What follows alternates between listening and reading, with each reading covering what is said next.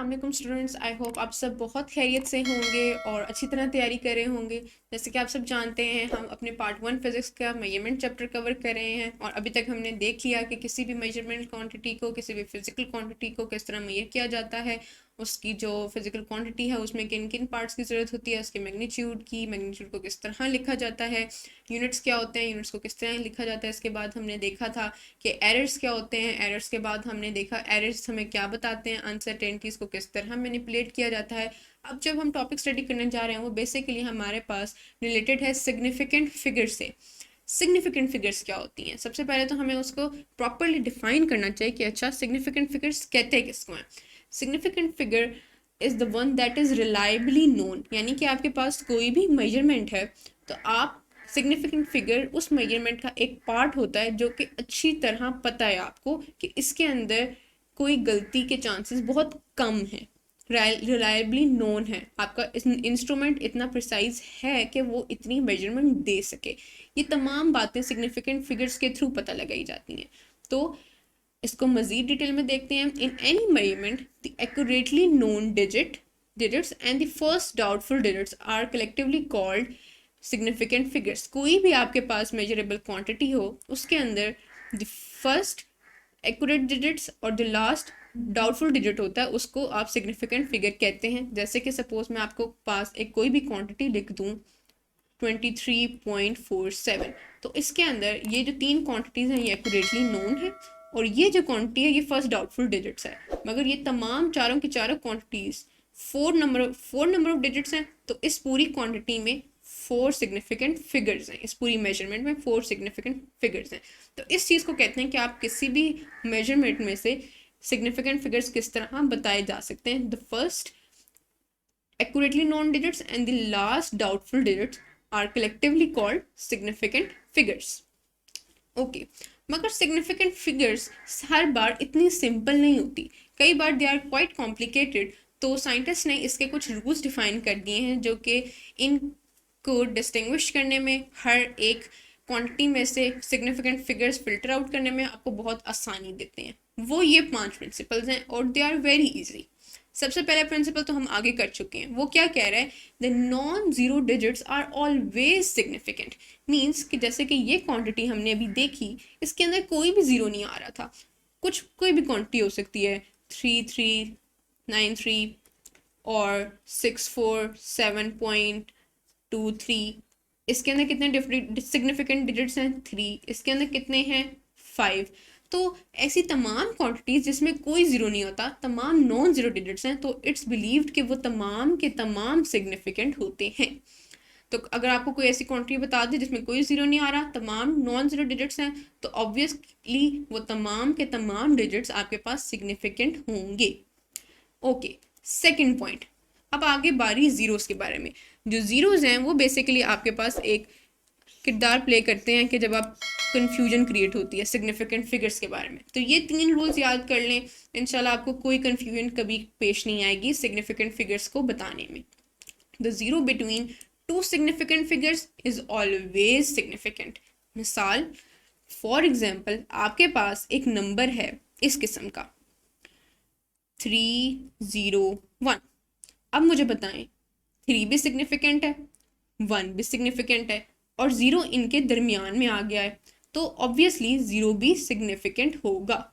इसके साथ साथ अगर आप देखें 301, इसी क्वांटिटी को मॉडिफाई कर लेते हैं 0.003, तो ये दोनों जीरोस भी क्या हो गए, सिग्निफिकेंट, क्योंकि ये 1 और 3 के दरमियान आ रहे हैं।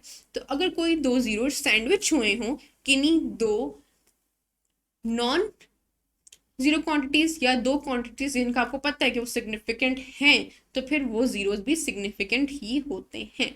तो आप मुझे बता सकते हैं कि इस क्वांटिटी में कितने नंबर ऑफ सिग्निफिकेंट फिगर्स हैं, 3, और इस क्वांटिटी में कितने सिग्निफिकेंट नंबर ऑफ फिगर्स हैं, 6। ओके, आई होप सो ये बात क्लियर हो गई होगी आपको। सेकेंड जो पॉइंट है जीरोस के लिए, वो क्या है, zeros are to the left of significant figures is not significant। कोई भी क्वांटिटी आ जाए, कोई भी मेजरमेंट आ जाए, लेफ्ट साइड पे जितने जीरोस होंगे वो तमाम नॉन सिग्निफिकेंट होते हैं। सपोज आपको कोई ऐसी मेजरमेंट आ जाए 0.0023। तो इसके अंदर सिर्फ 2 सिग्निफिकेंट डिजिट्स हैं, 2 और 3। ये तमाम के तमाम जीरोस नॉन सिग्निफिकेंट हैं। अगर आपसे कोई इस तरह की क्वांटिटी के बारे में पूछे तो दे आर ऑलवेज इनसिग्निफिकेंट। ठीक हो गया। और ऑब्वियसली अगर कोई डेसिमल फिगर है ही नहीं, 23 है, उसके आप लेफ्ट साइड पे जितने मर्जी जीरो लगा लें, इट डजेंट इवन मैटर। तो इस केस में भी 2 ही होते हैं। कन्फ्यूजन सिर्फ डेसिमल पॉइंट की वजह से होती है, मगर आपने कन्फ्यूज नहीं होना। अगर जीरोस डेसिमल पॉइंट्स सही चलते जा रहे हैं, लेफ्ट साइड पे हैं, उनको किसी और सिग्निफिकेंट क्वांटिटी या किसी और नॉन जीरो क्वांटिटी ने बाउंड नहीं किया, तो वो तमाम के तमाम नॉन सिग्निफिकेंट होंगे। Okay okay. अच्छा, अब हम बात करते हैं जीरोस के बारे में। मगर सपोज अगर जीरो राइट साइड पे आ जाए तो फिर क्या किया जाएगा? तो फिर देखें, सिचुएशन थोड़ी सी ट्रिकी हो जाती है। कई बार वो सिग्निफिकेंट होते हैं और कई बार वो सिग्निफिकेंट नहीं होते। तो इस चीज़ को हम किस तरह जज करते हैं? इसको जज करने के 2 तरीके हैं। आप इस चीज़ को देख लें कि अगर तो आपके पास डेसिमल आ जाए, डेसिमल प्लेसेस आ जाए, तो फिर क्या होगा देख लेते हैं। सपोज आपके पास कोई क्वांटिटी है 5.200, ठीक है। अब इस केस में राइट साइड पे जितने जीरोस आप लगाएंगे किसी डेसिमल क्वांटिटीज के, they will all be significant. तो इस केस में ये 4 आएंगे।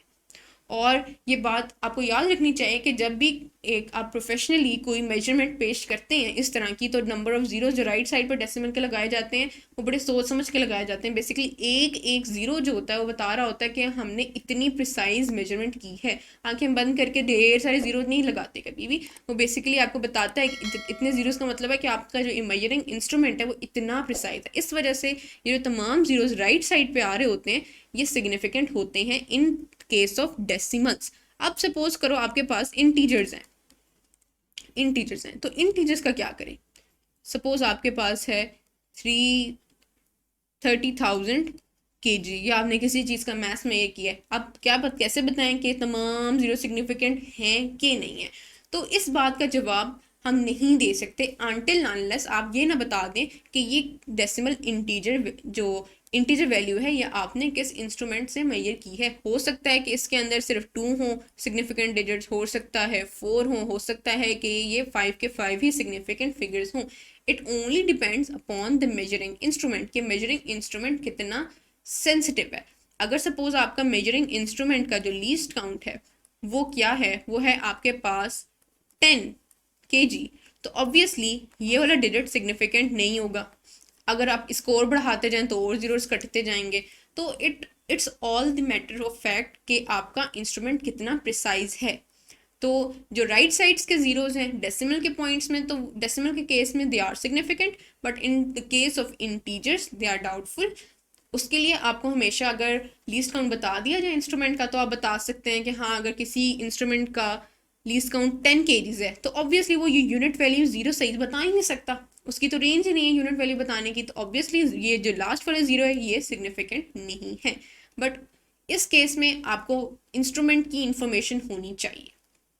एंड लास्टली जो एक रूल है वो बेसिकली साइंटिफिक नोटेशन या standard form of the figures के साथ होता है कि अगर आपके पास कोई साइंटिफिक नोटेशन में नंबर है, सपोज आप कर लें 2.39 इंटू 10⁻³ तो इसमें से कितने नंबर ऑफ डिजिट सिग्निफिकेंट है? तो इसमें से वो कहता है कि आपके पास ये जो मेंटीसा होता है ना, ये सारा का सारा सिग्निफिकेंट है, यानी कि इसमें सिर्फ 3 सिग्निफिकेंट डिजिट्स हैं। और ये जो पावर ऑफ 10 है दे आर नॉट सिग्निफिकेंट।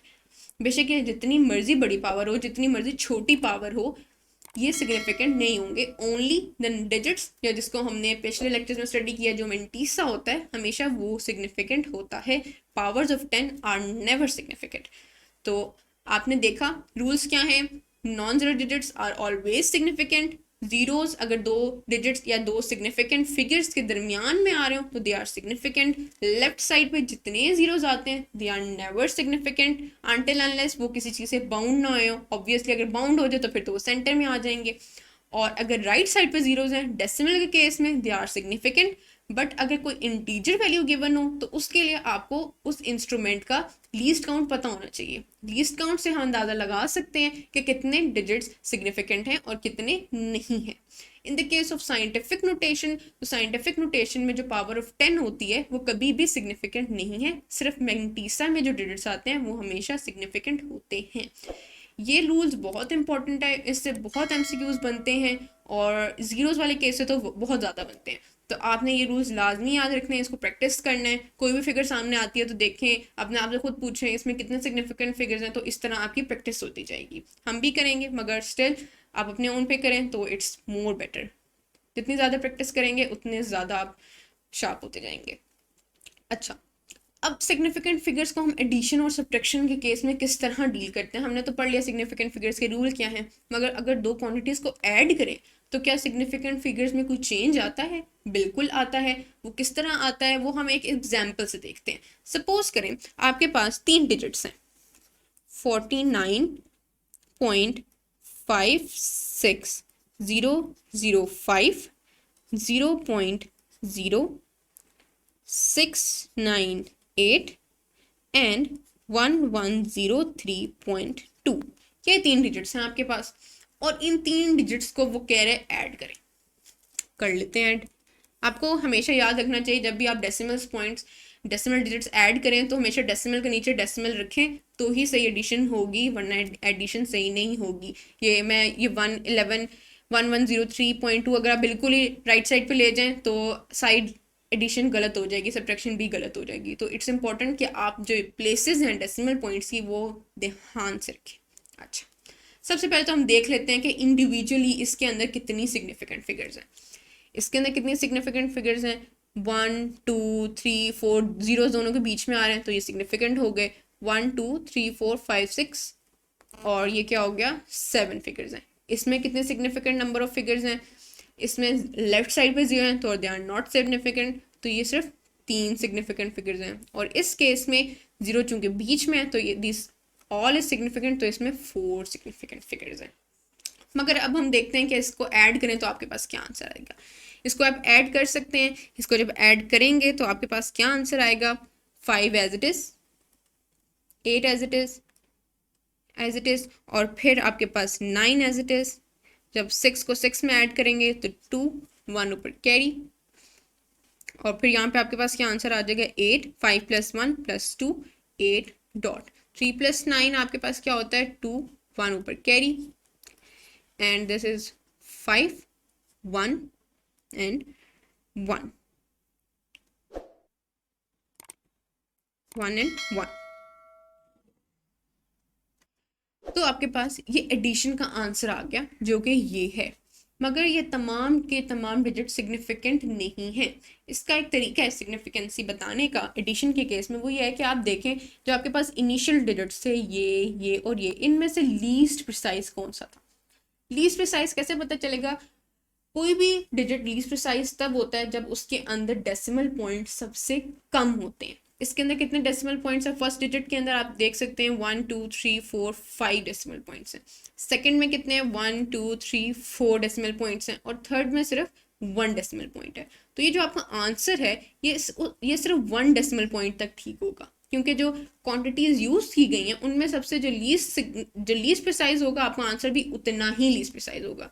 तो एक्चुअली जो आपका आंसर है जो आप कोट कर सकते हैं वो सिर्फ इतना सा ही है, क्योंकि सिर्फ एक सिग्निफिकेंट फिगर की जरूरत है लीस्ट प्रिसाइज बनाने के लिए। ठीक है, लीस्ट प्रिसाइज किस तरह बताते हैं? जिसके अंदर लीस्ट डेसिमल प्लेसेस हो। तो आपके पास ये जो थर्ड क्वांटिटी है इसमें लीस्ट डेसिमल प्लेसेस हैं, तो जो आंसर है उसमें भी लीस्ट डेसिमल प्लेसेस ही होंगे। ये चीज़ डायरेक्टली इस तरह नहीं करनी, ऑब्वियसली आपने इसको राउंड ऑफ करना है। तो जब आप राउंड ऑफ करेंगे तो 8 फिर 8 अनचेंज रहेगा, तो आपके पास जो आंसर आएगा वो एडिशन के केस में ये हो जाएगा। ओके, ठीक है। अब हमने देख लिया एडिशन और सब्ट्रैक्शन को तो किस तरह करते हैं। अब हम देखते हैं कि आपके पास जो मल्टीप्लिकेशन और डिवीजन है वो किस तरह की जाती है। मल्टीप्लिकेशन और डिवीजन के केस में आपने देखना होता है कि the smallest number of significant figures कितने हैं आपकी जो इनिशियल आउटपुट है उसके अंदर। तो हम देखते हैं, दो नंबर्स लेते हैं। सपोज कर लें 45.26 हमने लिया और एक नंबर हमने ले लिया 2.41। इन दो नंबर्स को आपने किया मल्टीप्लाई और इनको मल्टीप्लाई करके आपने एक आंसर निकाल लिया। चाहें तो आप इसको कैलकुलेटर पे मल्टीप्लाई कर लें या आप किसी और चीज़ पे मल्टीप्लाई कर लें, खुद से कर लें। तो मगर सबसे पहले ये देखें कि इसके अंदर नंबर ऑफ सिग्निफिकेंट फिगर्स कितने हैं। तमाम नॉन जीरोज हैं तो पूरे के पूरे होंगे 4 और इसमें कितने हैं 3। जब आप इसकी मल्टीप्लिकेशन करेंगे तो आपके पास ये आंसर आएगा 109.0766। मगर क्या ये सारा का सारा सिग्निफिकेंट होगा? नहीं। क्यों नहीं? क्योंकि मल्टीप्लिकेशन और डिवीजन के केस में रूल है कि the least smallest number of significant figures होने चाहिए आपके आंसर में। सबसे कम सिग्निफिकेंट फिगर्स हैं 3, तो आपके आंसर में भी सबसे कम ही सिग्निफिकेंट फिगर्स होने चाहिए। तो इसको आप अगर देखें तो लेफ्ट साइड से आप राइट साइड से आप जो सिग्निफिकेंट फिगर्स हैं वो ड्रॉप आउट करना शुरू कर देते हैं। तो लेफ्ट 3 आपने उठाने होते हैं, 109 बस। ये तमाम अगला जो चंक है ये आपके पास इनसिग्निफिकेंट है, तो इसको आप इस तरह लिख सकते हैं। मज़ीद इसको लिखने का एक और तरीका है साइंटिफिक नोटेशन में 1.09 इंटू 10⁻²। बेसिकली डेसिमल पॉइंट इधर था तो आपने डेसिमल पॉइंट को लेफ्ट साइड पे मूव किया। हमने डिस्कस किया था कि जब डेसिमल पॉइंट को लेफ्ट साइड पे मूव करें तो एक पॉजिटिव पावर अकर हो जाती है 10 के ऊपर, और जितनी प्लेसेस मूव करते हैं उतनी पावर आ जाती है, तो 10 की पावर 2 हो गया। तो अभी भी सेम अमाउंट 3 ही डेसिमल फिगर्स सिग्निफिकेंट फिगर्स हैं। तो आपने देखा कि किस तरह मल्टीप्लिकेशन और डिवीजन में हम जो आपके पास जो स्मॉलेस्ट नंबर ऑफ सिग्निफिकेंट होते हैं वो कंसिडर किए जाते हैं। मगर बहुत सी क्वांटिटीज़ ऐसी हैं जिसके अंदर आपको सिर्फ मल्टीप्लिकेशन, सिर्फ डिवीजन, सिर्फ सब्ट्रैक्शन नहीं करनी पड़ती। मिसाल के तौर पर हम देख लेते हैं, एक क्वांटिटी है 2.001। आपने पहले उसको मल्टीप्लाई करना है 1.929 से, और फिर उसको आपने इसी पूरी चीज़ को आपने एक चीज़ में प्लस कर देना है, वो सपोज 11.3 है, और फिर आपने उसको डिवाइड कर देना है 0.03 से, और फिर आपने आंसर बताना है आंसर क्या आएगा। तो ऐसे केसेस में जब आपको पता है कि आपके पास मल्टीपल ऑपरेशंस हो रहे हैं, पहले मल्टीप्लिकेशन हो रही है, फिर एडिशन हो रही है, फिर डिवीजन हो रही है, तो आपने ये जो आप ड्रॉप आउट कर देते हैं ना डिजिट्स, ये नहीं करना। सपोज इसके अंदर आपने मल्टीप्लिकेशन परफॉर्म किया, एक बड़ा सा आंसर आ गया, कीप दैट आंसर, उसको 11.3 में ऐड कर दें। फिर आपके पास एक आंसर आएगा अगेन, वो भी बड़ा होगा, कीप दैट, और फिर उसको डिवाइड कर दें, और फिर एंड जो आंसर आएगा तब आपने ड्रॉप आउट करनी है figures depending upon the rule. यानी कि जो एंड ऑपरेशन परफॉर्म होगा उस ऑपरेशन के लिहाज से जो रूल है, तो एंड में आप सिग्निफिकेंट फिगर्स ड्रॉप करेंगे, क्योंकि बेसिकली जो फिगर्स ड्रॉप करने से आपका जो आंसर है उसकी एक्यूरेसी में फ़र्क आ जाता है। तो कीप दैट इन माइंड, जब आपके पास इस तरह के मल्टीपल ऑपरेशंस हों तो आपने सिग्निफिकेंट फिगर्स एंड में ड्रॉप आउट करनी है। वैसे करते जाना है, जितना भी नंबर आ रहा है no issue, continue the calculation. End में जो एंड ऑपरेशन है, जैसे कि इस केस में आप डिवीजन करेंगे, तो एंड में आप डिवीजन का जो रूल है smallest number of significant figures, उस लिहाज से आप जो टर्म्स हैं उनको ड्रॉप करेंगे। तो आई होप आपको समझ आ गया होगा सिग्निफिकेंट फिगर्स क्या होते हैं, एडिशन सब्ट्रैक्शन किस तरह की जाती है, मल्टीप्लिकेशन और डिवीजन भी किस तरह की जाती है। वी वुड डिस्कस कुछ MCQs 1, 2 and 3, 4 MCQs हम यहाँ पे डिस्कस करेंगे। बेसिकली सिग्निफिकेंट फिगर्स से ही रिलेटेड है। The number of significant figures in measurement of this are. अब गौर करें, इस मेजरमेंट में राइट साइड पे भी जीरोज हैं और लेफ्ट साइड पे भी जीरोज हैं और बीच में भी जीरोज। तो it's a very good question. Zeros के सारे कॉन्सेप्ट यहाँ पे यूज़ हो जाएंगे। तो देखें, लेफ्ट साइड के जो 3 जीरोज हैं they are simply dropped out. हमें पता है लेफ्ट वाले जीरोस को कंसिडर करते ही नहीं है। अब आ जाए 7 सिग्निफिकेंट है, 0, 8 और 7 के दरमियान में आ रहा है तो इट्स ऑल्सो सिग्निफिकेंट, चेक। 6 भी सिग्निफिकेंट है, नॉन ज़ीरो है, और हमें पता है कि जो जीरोज डेसिमल में राइट साइड पे आते हैं दे आर ऑल सिग्निफिकेंट। तो आप बता सकते हैं कि इस पूरे टर्म में सिर्फ 6 सिग्निफिकेंट डिजिट्स हैं, तो योर करेक्ट ऑप्शन है सी। ओके, हम अपने बताना है कि how many significant figures does this sum have. इस सम को हम कैलकुलेट कर लेंगे। 1.362 डेसिमल पॉइंट्स की पोजीशन का खास ख्याल रखें और फिर एडिशन परफॉर्म करें। 2 as it is, 6 as it is, 2 + 3 5.6 this. अब आपके पास एक ये आंसर आ गया, मगर आपने बताना है कि टोटल नंबर ऑफ सिग्निफिकेंट्स कितने हैं इस आंसर में। तो एडिशन का क्या रूल था कि लीस्ट प्रिसाइज नंबर होना चाहिए।